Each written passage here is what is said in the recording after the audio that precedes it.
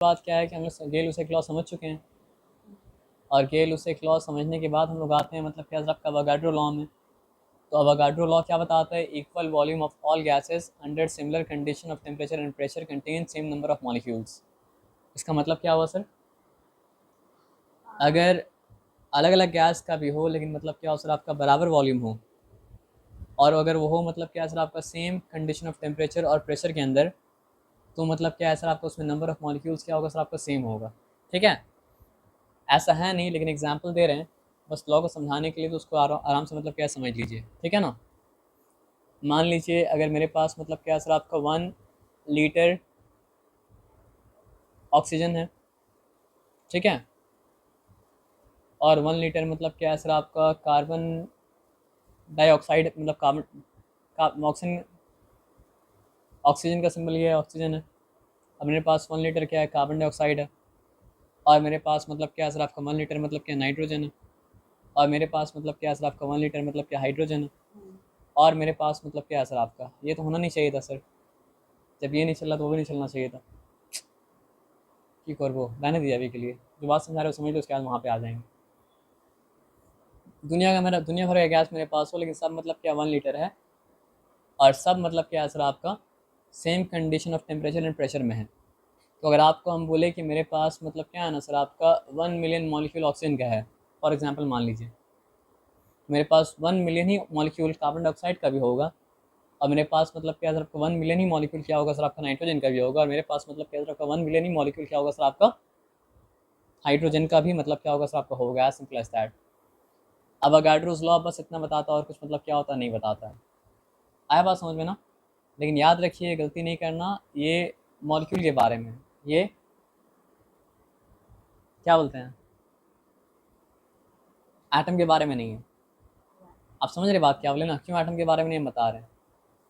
अगर मेरे पास 1 litre oxygen gas है, और मेरे पास 1 लीटर कार्बन डाइऑक्साइड गैस है, चलो अभी कार्बन डाइऑक्साइड गैस है, और मेरे पास मतलब क्या सर आपका 1 लीटर मतलब क्या सर आपका नाइट्रोजन गैस है, और मेरे पास अगर मतलब क्या सर आपका 1 लीटर अमोनिया मतलब क्या सर आपका गैस है, तो अगर हम बोले कि मतलब क्या सेम टेम्परेचर और सेम प्रेशर के अंदर है, तो कार्बन डाइऑक्साइड के बारे में मान लीजिए बोल दिए कि 1 मिलियन है उसका नंबर है, तो ऑक्सीजन मॉलिक्यूल का नंबर भी क्या होगा सर आपका 1 मिलियन होगा, नाइट्रोजन मॉलिक्यूल का भी मतलब क्या होगा सर आपका 1 मिलियन नंबर होगा, और अमोनिया का मॉलिक्यूल का नंबर भी क्या होगा सर आपका 1 मिलियन।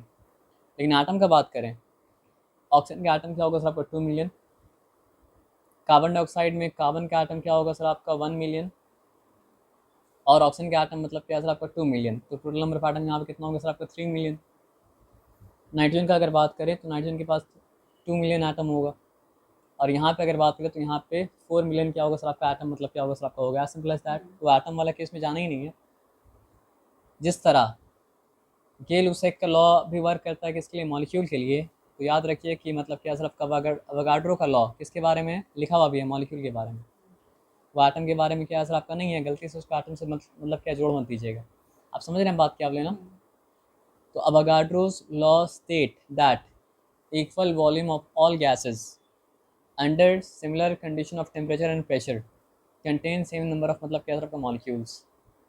और हम जो समझाए वही बात ये समझाए यहाँ पे कि this means that 1 litre of chlorine gas will contain same number of molecules as present in 1 liter of hydrogen or in 1 liter of any other gases provided, ये important है, that the volume of all gases are measured at same temperature and pressure।